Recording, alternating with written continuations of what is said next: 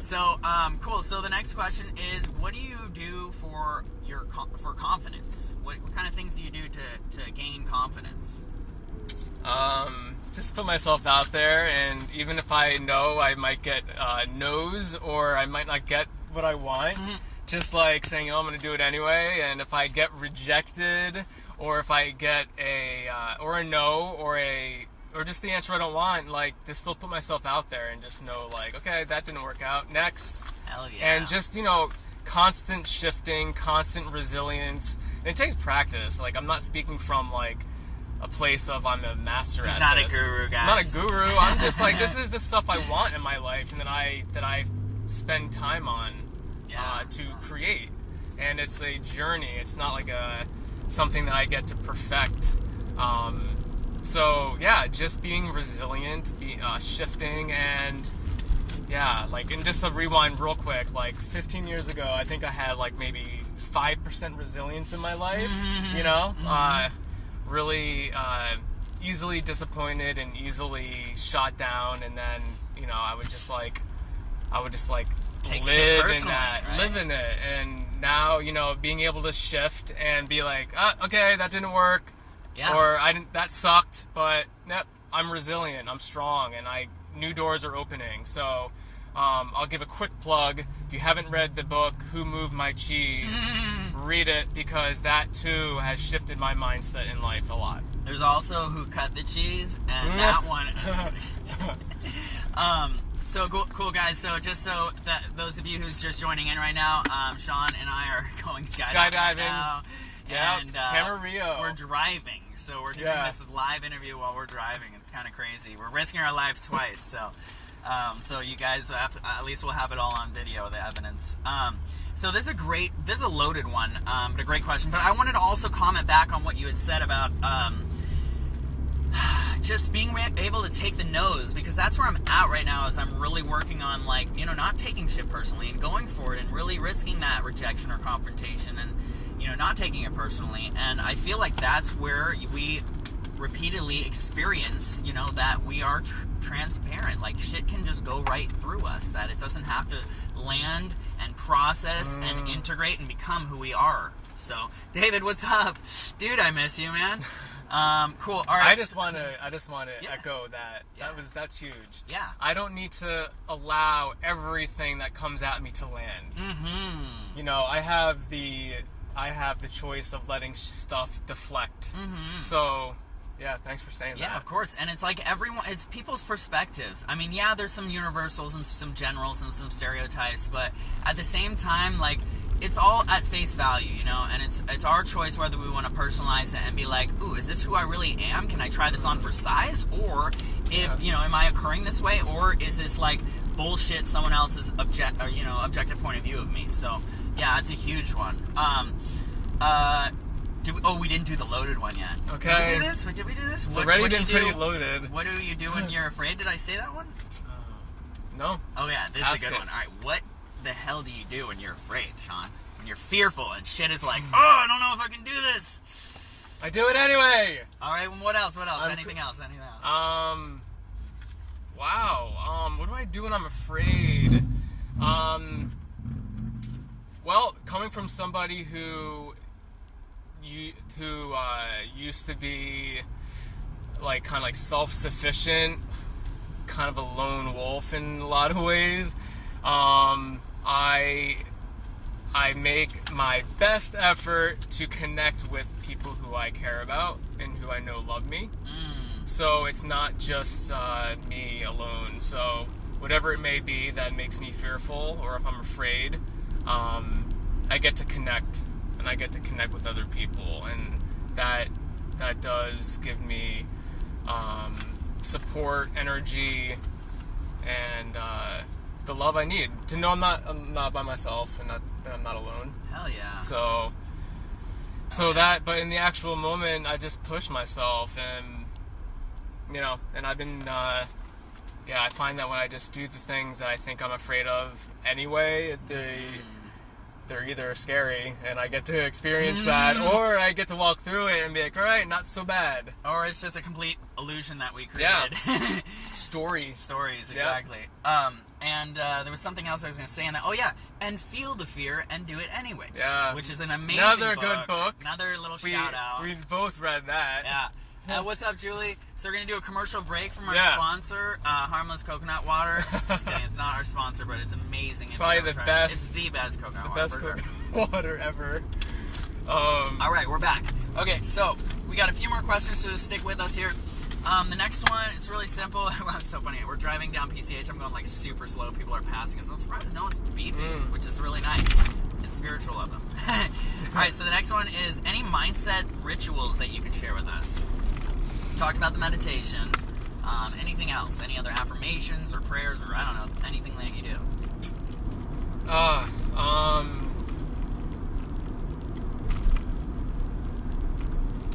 God grant me the serenity to accept the things I cannot change, the courage to change the things I can, and the wisdom to know the difference. It's right here in case you forget it. Right on my arm. Boom. Courage, strength, wisdom.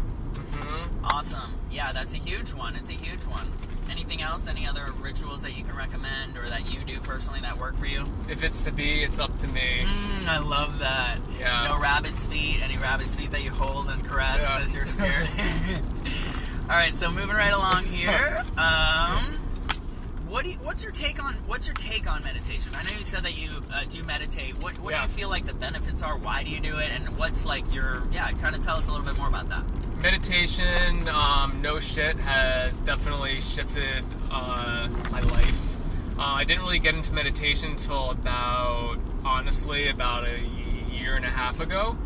And, I come from a background of prayer. And, I prayed until my, eyes, bursted out of my head. That's a new expression. What's the new expression? I don't know. It's, I prayed, here's a good one. I prayed until I was blue in the face. Blue in the face, I like that. That's I feel like that was okay. But, whatever you believe in, whatever, you have a higher power if you don't, or whatever spirituality is important to you, if there is any. I find that, prayer is talking and meditation is listening. And so I feel like I lacked that. I wasn't receiving the direction or the clarity in my life that meditation has offered me now. So by meditating, what that's created for me in my life is just clarity, being able to get grounded, to get to listen to myself, and just get quiet. And I've found that answers come when I just get quiet, and when I actually allocate specified time to be quiet and not, I'm going to meditate now for 10 minutes. And just getting quiet and quieting the mind. And sometimes when I meditate, it's not about quieting the mind. It's just acknowledging all the thoughts that I got going on, and just sitting with that.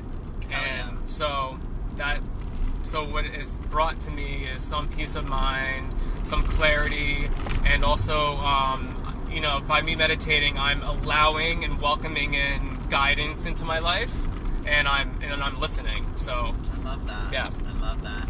And also, two things is being willing to sit still. Not knowing that you don't have to go for this thing all the time, the cell phone, and distract ourselves. You have the capability and the ability to really sit still for a minute. And then also the idea of turning our attention back out of chaos and into calmness, stillness, or breath. It's we get so wrapped up in spiraling out of control, at least I do. And having meditation practice reminds me I have the ability to turn my attention. I have the ability to shift, What's up, Namita? Miss you. I hope you're coming to Glow tonight. It's going to be so badass. Alright, so we're wrapping up with a few more questions, guys. So these are some really awesome ones, which we saved best for last. The next one is going to be, what is it like when you slip back into old mindset? Yucky. Yucky. it also can be a reminder too of just like the growth that I've had, and it happens, you know, like you don't transform and then you never ever experience what it's like to be or to think the way you used to or I used to. But it's, you know, when I do slip into the old ways of thinking or being, it's just a, you know, it happens, but I also allow it to be a reminder to me to be like, wow, should I keep talking? Give it a second. Okay. We have a little bit of a blip And a right PCH now, so blip. If you're able to hear us, we have this PCH blip. We're back. there we go. There we go. So, you know, Namita. you know, it's interesting because I could look at it like, oh man, like why am I slipping? Why am I feeling this way or thinking this way? I've done all this work, or I'm so committed to, you know, owning my power, empowering other people, like being a loving person. Why is this like? How could this be? How could this happen? But the reality is that it does. We're human, and but I can choose to allow it to serve me in that, you know what, like I actually am aware of the shift and the slip, and you know, I get to choose now to change that and to shift gears. So kind of going back to what we were talking about before about the power of choice, the power of shifting, being resilient, and it's something that we work on and that we get stronger at. So when I do slip into that, into the old ways of thinking that don't serve me anymore, I'm aware of that, and I have a little bit of gratitude that I'm not like that all the time anymore. And I you know, focus on shifting to be the person that I want to be, the person that's my higher self, the person that is who I'm meant to be. Hell yeah. And also not just for my own benefit, but when I show up as the person that I want to be, other people benefit from that. So I get to touch other people's lives in a positive way when I'm living in possibility, living in love, living in power. It's not a selfish thing, and that's something I've learned too, is that I get to spread the goodness for other people too. I love it. Spread the love. Yeah. I love it. Yeah, and it's interesting. I mean, like, contagious, you know? Yeah, contagious. We get infecting people with our love. Infecting people. So, and it's I'm not serving anybody when I'm an angry asshole. Yeah, when you're in a pity party. Or I'm in a pity party. No one wants to be around that. So, I want people to be around me. So I want to be a light and not dark. Totally. And the thing is, like, you know, yeah, like in my videos, I come across as like a pretty, you know, enthusiastic, fun, amazing, awesome, confident, handsome, I'm just kidding, person, no. But the thing sex god. Sex god, totally sex god. But the thing is, like, estimated time in traffic, you know, 9 do minutes. have my times, and a lot of them actually, and I suffer from depression, and I isolate and shit like that. But it's a knowing that I have tools now. I have tools to shift out of that, and we were just talking about this shit. All right, stay with us, guys. Sorry, we're in Malibu. It's the Malibu reception, yeah. We're almost done too. Hang in there. I'm recording it down here. I see that. There was like a little, I don't know. That was like a little ninja. Like, I didn't even notice that was down there. I should have started from the beginning, but oh well, it's all good. Right, so we're in this fucking black hole spot. To stay with us. That's a shitty thing about lives on the road, is because you lose your audience every time, a lot of times, because especially this is kind of a longer one. We're almost there. What do we got here? Is this like the Getty Villa too? Oh damn! Yeah. Look at that! Wow. Fancy. All right, we should be reconnecting any second now. Let's see who our loyal viewers are after this situation. Yeah, we're talking about the tools though. So I'm just gonna keep going down on here. The tools, you know, that I have these tools available, and the thing is like, for me, we were just talking about this, and maybe I'll repeat it if we get back connected. the tools that we have available, like, you know, if I'm connecting with people, making calls and not like, what can I do about this, you know, reaching out for help more than I'm offering help, you know, I'm suggesting, I'm coaching, that's when I know that I'm like feeling my best, when I'm doing those things. And then the other thing is, it was the coaching, and then also, what was the other thing I had mentioned it before, do you remember? It was coaching, reaching out, and then there was another thing. And when I'm doing these things that I procrastinate about, like not making my videos on the beach regularly, you know, those things weigh on me, and ultimately they weigh me down. And then before I know it, I can't get back up, and I don't want to leave my house. So, connection is huge. Like, if you're not connecting with people, like... We're back. Yeah, awesome. And we lost too. Oh, man. All right. Oh, well. It's all right. Old mindset sucks. Yeah, so does reception. What's up, Mike? So we're back, and we're just talking about tools, like, that you can use to shift out. And I was saying, like, for me, what I found, and this has taken me a long time to come to, know this, that it works, is that I have to make, or I don't have to, I get to, and I don't need to do them regular or every day, but it helps. I get to connect with people, and I get to offer suggestions and help and see where they're at and shift out and focus out. And when I do those things, it really shifts me out. And the other thing I was saying is that, not when I'm, we're having Facebook issues. Malibu problems. Alright, we're almost back. We're almost done. We got one more question after this. Probably there we go. Kill this. Okay. We're back. So yeah, and the other thing I was saying is when I'm procrastination. So procrastination, if I'm something that's weighing me down in my mind, like for me it's videos, making videos on the beach. If I'm not doing those, like last couple weeks I've been recovering from the surgery on my foot, so I haven't been able to. It weighs on me, and ultimately it weighs me down, and then I can't really shift out of it as easily. So, alright, last couple questions.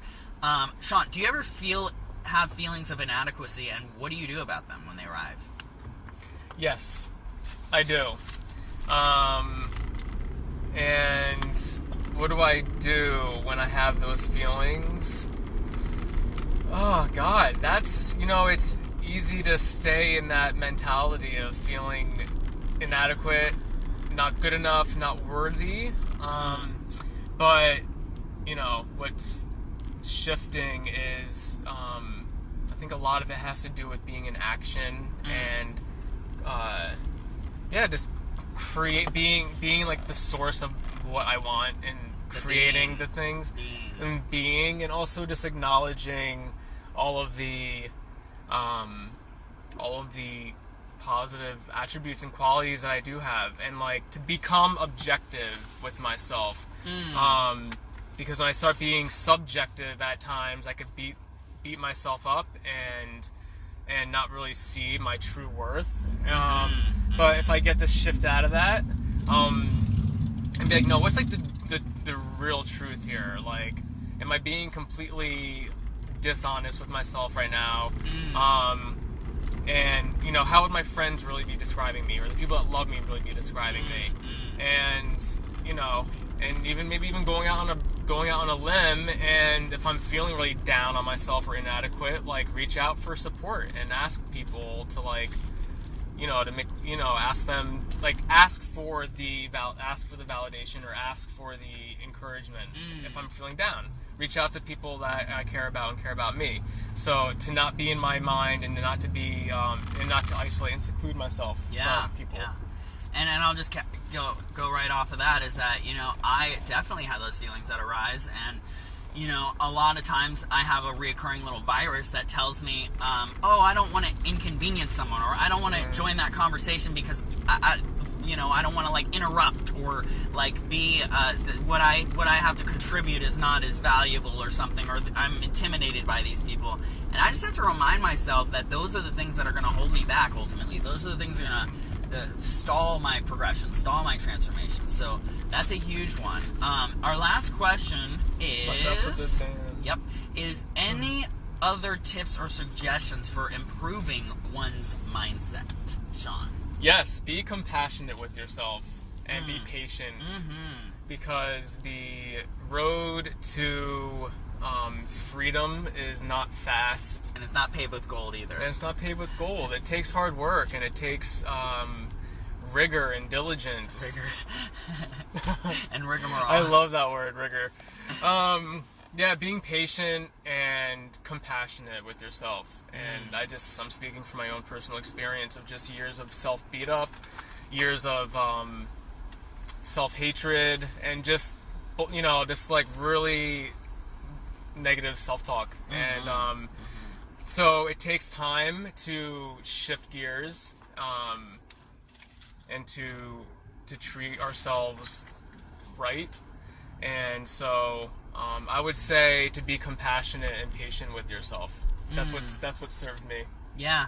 And explore, there's so much out there. Books, transformational workshops, seminars. Explore all those. Take take all that's out there and really run with it and see what resonates with you and what doesn't. And, it's all trial and error. We're not perfect, and we never will be, actually. We're going to have our setbacks and our fallbacks and our defaults. So, that's the main thing, the tips I would have to offer. So, yeah, I wanted to just say that what recently has been very useful is reading the book Feel the Fear and Do It Anyway by, what was the name of the author again? Suzanne Jeffers or Jeffries. And Mastery and Transformational Training. For sure. An LA-based workshop that really helped me discover things about myself, awaken myself, break through a lot of self-limiting beliefs, and get connected to myself and connected with people. And emotion, like I never had emotionally connected. Before that. Like I never would.